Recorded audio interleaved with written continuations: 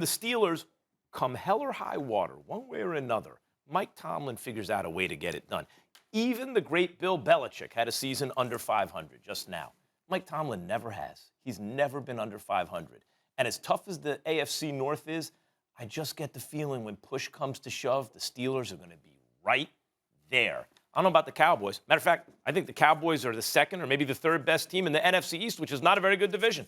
Max, you're wrong about the Pittsburgh Steelers. Last I checked, Ben Roethlisberger is still old. He's still a quarterback that can't push the ball down the field, which limits what their offense can do. And their offensive line is in shambles. Their left tackle and their left guard left in free agency, and Marquise Pouncey retired. Yeah. So, I mean, that offensive line was what kept that team from being able to be better, especially when it came to production on the offensive end. Well, at least they drafted a running back in the first round. Yeah, but a running back, listen, what good is a running back if the offensive line can't open any holes? It doesn't make any sense. You're out of your mind. I agree. Tomlin will figure it out. Tomlin will figure it out. I got respect for Mike Tomlin. I don't know that you do. You're not talking like you do. He's one of the best head coaches in the National Football League, but I don't trust that offensive line, and I don't trust their quarterback. But you know who I do trust?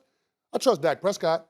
I trust the Dallas Cowboys. That team is going to be there at the end, and the fact that in their schedule they got 4 of their 5 division games to end the season, I love that fact because guess what? You're talking about a quarterback that's coming off of a major injury and offensive linemen that are trying to get healthy. So having more reps, having more games, by the time you get late to the season, that's only going to benefit them. You're looking to play your best ball toward the end of the season, and the way the schedule sets up, having the most meaningful games at the end of the season, I think that bodes well for the Dallas Cowboys. They will have a better record than the Pittsburgh Steelers. I don't see it. I mean, look, the Cowboys have had plenty of chances. A couple of years ago, Dak Prescott was healthy all year, had a really good year. Oh, look at Dak Prescott.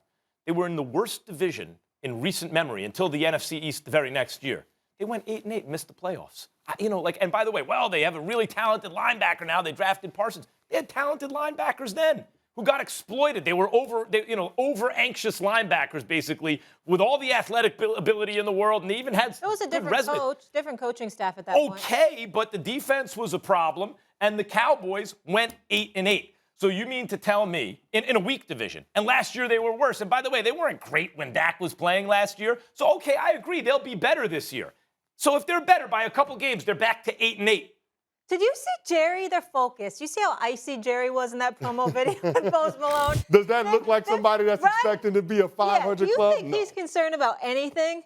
He's ready to get that party bus going. Actually, that's right. Jerry's not concerned enough about winning Super Bowls. Oh, in the history of American team sports, there's only one owner who ever could say, hey, I want to be entertaining, I want to be Showtime, and the greatest dynasty, and the greatest team. The late, great Dr. Jerry Buss, the owner of the Los Angeles Lakers, greatest owner by far in the history of American team sports. By so far, it's embarrassing. No one else has been able to do it, least of all Jerry, who as soon as people figured out, what did he just do with the bonuses? Oh, I see, he prorated them. As soon as they figured that little trick out, because he ushered in the salary cap and then signed Deion Sanders, they haven't won since.